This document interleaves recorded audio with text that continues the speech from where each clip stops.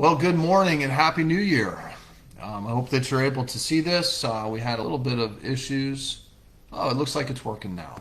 We had a little bit of issues on the first go right at 8:30, so I am confident that we've got us up and running here now that it says that's it's actually clicking along on a counter. So that's good. Well, Happy New Year. This is the first coffee chat of 2026. I hope that you all had a wonderful holiday season and a great beginning of 2026. If you are here watching, please make a comment so that I know that I'm not doing this all by myself. If you have a question, please put it in comments. If I don't know the answer right away, I will make a comment on your comment and send a message if necessary after I find out the answer. If I do know the answer, I'll just tell you right now during the coffee chat. So, as you know, it's been a busy last month. Central Park was probably busier than it's ever been during the month of December. I heard a lot of reports that the lights were the best they've ever seen. So great job, and a lot of kudos goes to all of the team members that put those lights up. You know, they start in October putting Christmas lights up around Largo Central Park. So it's amazing the work that's done. Happy New Year, Stacy. Thanks for being here. And then they're taking them down now and packing some of them away and returning some of them. A couple of the things are rentals and that type of stuff. So they still have some work to do to get ready for some events coming up, and I'll tell you about those in a little bit. Speaking of events, the special events team has been working nonstop. They've had a ton of events in Largo Central Park around the holidays and also over in Ulmer Park. And I know that you would expect that they would just settle down and take a rest in January, but there are some fun things coming up that I'll tell you about. So great job by the special events team as well, and frankly everybody in the city that's worked hard for all of these things that our residents really enjoy. We do have our first meeting of 2026 tonight at 6 o'clock. Our first city commission meeting. It should be a relatively short meeting. I hope not to jinx it, but it should be a relatively quick meeting. Our first item is a really exciting item, is a presentation of a check from State Representative Bernie Jacques for the Pinecrest Stormwater Conservation Area project, which is the old Pinecrest Golf Course. As you probably know if you've watched a few of these, we purchased that land about a little over a year ago with plans to add a park, to change it into a park, but also add stormwater capacity on that McKay Creek watershed.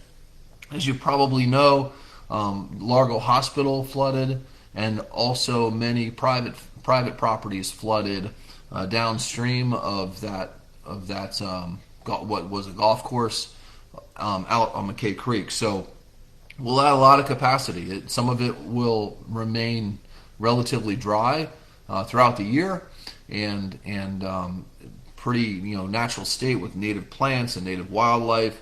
And then it will be the first place that all that rainwater can go if we get 17 inches of rain in a day like we did back during Milton. So it'll add a lot of capacity and really mitigate the risks for flooding downstream in McKay Creek.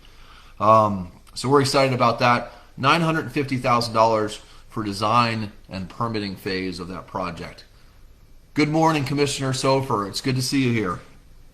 So let me see. We have another cool thing, the Police and Kids Foundation. You probably have seen these license plates that help support the Police and Kids Foundation. They're the Fallen Officer license plates. That organization does great work. They do a couple things. They support, of course, families of fallen officers. They'd rather not spend their money that way, so they also do a lot of other great things in communities around the state of Florida. And they are a strong supporter of our Youth Leadership Council, and they have been for quite a while. This year they're going to present a check to us to help those students go to Tallahassee for a 2-day, I think it's a 2-day trip that coincides with the Legislative Action Days for the Florida League of Cities. The Florida League of Cities puts on a great program for students from around the state to get up and figure out a little bit how government works in the state of Florida and how they can get more involved, not only at the state level but also at their local level. And they actually do like a mock city commission meeting and learn how to impact their government. And I've really seen a positive change with student involvement and making decisions here in our city. So it's been great. And the Police and Kids Foundation is helping to support that trip this year. They also supported the Shirai, which is the teen area in Largo Central Park. I think they paid for the whole project. I think they did. I know that it was largely sponsored by that Police and Kids Foundation. Good morning. How are you doing? Sorry, I saw somebody else comment here that they're here. So let me see. The other proclamation we have, January is Human Trafficking Awareness Month. So the City of Largo stands with victims, police officers, social workers, professionals, and educators, and everybody fighting to protect families and communities from human trafficking. So we've had some efforts recently. We work with a lot of other agencies to look at things like, some of these establishments that are bringing folks in to work kind of against their will. We've unlicensed folks, in fact, and we've worked to make sure that if they're victims, they're well taken care of, and we closed down those operations just recently in a couple instances. So great work in the community, and we'll be talking about how you can help out in that effort. Let me see, we have, again, it's a relatively short agenda. We have a new lease for Horizon. I'm going to not be a spoiler, and you'll have to watch the meeting to see who it is, but we'll read the agenda. But we have a new lease coming for approval for the Horizon building. Speaking of the Horizon, well, I'll get to that in a second. And then we have 3 second readings, which we've talked about before. One is some mobile home park regulations, really making it a little bit easier to, some of these things that were grandfathered in, for example, the setbacks for a carport in mobile homes. Some of these carports are pretty close up to what's essentially a private road, and so allowing those, some of the cleanups along those lines. And then another recreation parks and arts fee cleanup, where we're making it easier for people, for example, for renting the Parkview room over at the Central Park Performing Arts Center. There used to be like a list of charges, and it was really cumbersome for our staff and for brides to be that are looking at this price list. And now there's some packages that we put together. So that's in the Recreation and Parks fee ordinance. So it makes it a lot easier for everybody, and a lot easier for our customers to understand over there. Then there's a couple land use changes. One of them is residential. I think it's a former church site that is going to change to the residential use that's adjacent, and then another one out on Roosevelt Road that's looking to change from one type of commercial use to another, just to allow them to do a little bit more. Good morning, Terry. How are you? So thanks for being here. So some things that are coming up, I mentioned that the special events people are working hard for some things, and that is Touch a Truck is coming up on January 17th. And we've done this for a couple years now, but we partner with the Pinellas County Schools to have a STEM Explore Fest in cooperation with Touch a Truck. So it's Touch a Truck and the STEM Explore Fest. Now, Touch a Truck, there's trucks and planes and boats and, when I say planes, helicopters, and boats that are there for you to check out and see and touch and sit in and blow the horn, but not until afternoon. I'll tell you about that in a second. And really see these things up close and personal. Happy New Year, Eric. Thanks for being here. And so there's also the STEM Explore Fest, which talks about science, technology, math, all that stuff. And the Pinellas County Schools partners with us for that. it is from 10 until 2 o'clock. So the whole event's from 10 till 2. 10 to noon is quiet time. So if you're sensitive, kids are sensitive to the loud horns, bring them before noon. Because from noon until 2 is Horntopia. It's like, the kids are sitting in the seats and blowing the horns. Commissioner Holmes always says that this is his social event of the year. He loves it. But I really enjoy walking around and seeing the smiles on the kids' faces as they're in this huge garbage truck pressing the horn, and there's a lot of fun stuff there. So that is on the 17th, so about a week and a half away. This weekend is important. It's Shred Fest. It's the first Shred Fest of 2026. So if you spent some time over the holidays, purging old papers from a couple years ago or whatever, and you got a big box that you want to shred, take it over to the recycling center on Starkey Road this weekend, this Saturday. It starts at 9 o'clock and it goes until noon, or when the truck is completely full. Sometimes that happens. So get there a little bit early. It's 9 to noon over at the Starkey Road Recycling Center. There's 2 more Shred Fests. Oh, I don't know. I don't know, Miss Hardy. I'll find out. I'll find out. I know I have your email address, but let me write this down. The question was if individual schools can set up a station for STEM, and that's a great question. And Miss Hardy's over at Largo Middle. She does a great job over there. And I will find out. All right, and so where was I? Shred Fest. Shred Fest is this weekend, and then there's another one on April 11th, and then in October on the 10th. So put those in your calendar, especially if you can't make the one this weekend. You can plan for the one in April. That's really not that far away, to tell you the truth. So that's Shred Fest.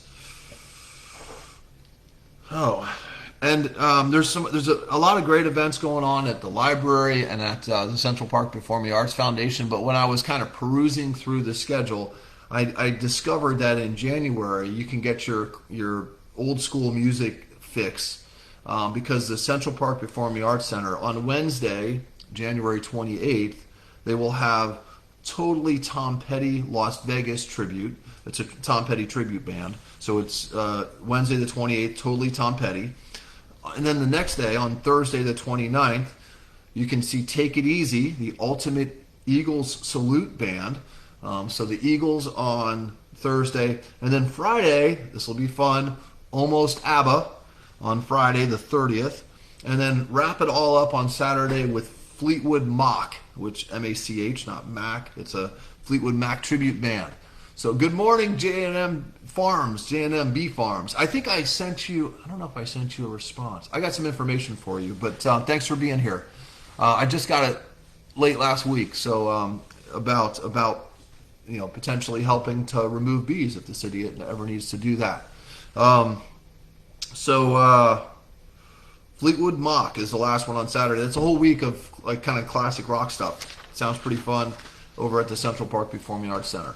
Well, that's all I really have for this morning. I thank you all for being here. Hope you have a great week and a happy 2026. You can always find me here on send me a message on Facebook, or I'm pretty easy to reach if you need to contact me for anything. Have a great week, and thanks for being here.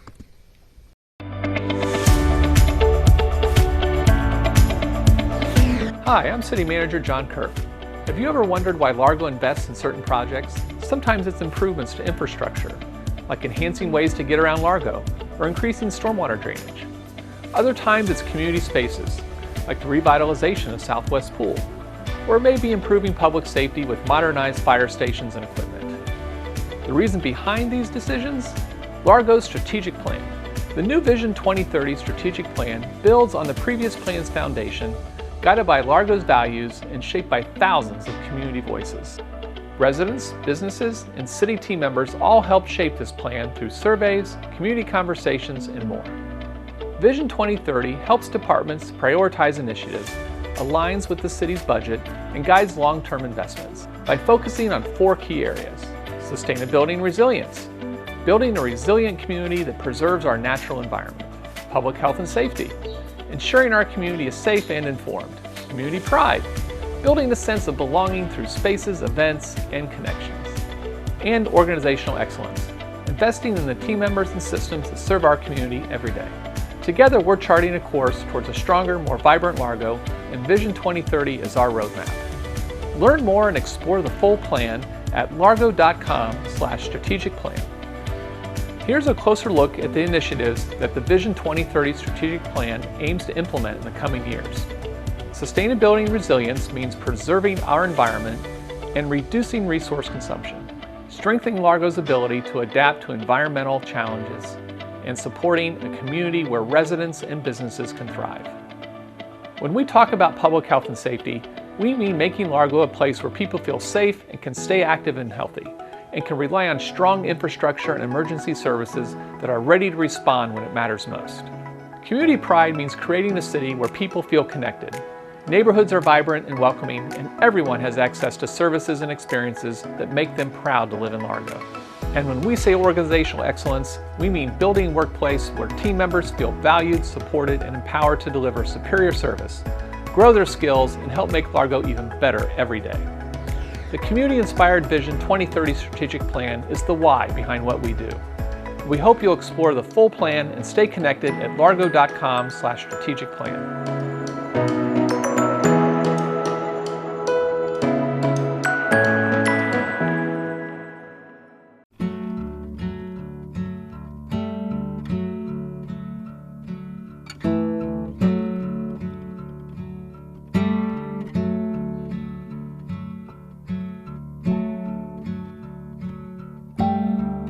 My name is LaRon Roberts. I'm a solid waste driver for the city of Largo. My role is I'm what they call a claw truck driver. So we drive around picking up bulk items. So anything that doesn't fit in your trash can, we're the ones that pick it up. Refrigerators, cabinets, dressers, couches. I got diagnosed in 2019 by my doctor running regular lab tests. And he saw that my kidney functions were off. And then you know how they do, they ordered more tests. And then eventually they determined that I had a genetic disease and that my kidneys were starting to fail. And so in 2023, they called me up one day, said, "We got lab work, doesn't look too good, come to the hospital." And that's when they put me on dialysis. I had to have surgery. That the day they called me to the hospital and they admitted me, they had to put a port in my stomach. And what it is that every night I hook up to this machine, and then in the morning, the theory is that it got all the toxins out of you. They don't make it easy getting on the transplant list. I've been trying for almost 2 years now. I finally last month got on the list, and that means that now I'm able to receive a kidney. I go through Tampa General, and they have you go to their website, the Live a Donor Program, and what it is that you can call them, and if you want to be a donor, they'll send you out to a blood kit. You take that kit to either Quest or LabCorp. They'll test it and let you know if you're a match. So having a kidney would help me live a better life, so I can do more things with my kids. So I don't have to do 9 hours a night of dialysis. Because, you know, I work 10 hours a day. I get off at 5, get home about 5:30, and then at 8 o'clock I have to hook my machine up. So that only really gives me, 2.5 hours of time to rest before I have to be on that machine all night long. So, I mean, it's very challenging. Some days, you know, it's a struggle, but you know, life happens, and you know, I'll get through it, and hopefully when I get my kidney transplant, I'll have a better life. What gives me hope? To know that, because when I go to my doctor, I'm in the waiting room with other people with kidney disease, and I see that they have lived long lives, long, happy lives, and sometimes you talk to them because sometimes you're waiting there, half an hour, 45 minutes to see the doctor, and they tell you their stories and how they had kidney disease and they got a kidney transplant, and now they're doing well and they're living happy lives, and that this is only a temporary setback in your life, that it doesn't have to define you. It doesn't mean that this is over. Because when I first got diagnosed, you know how you go in that I'm gonna die kind of mindset, but then you realize and you start talking to people that no, this is not the end. Yeah, what gives me hope is knowing that there's other people out there with the same disease that have lived long, happy lives.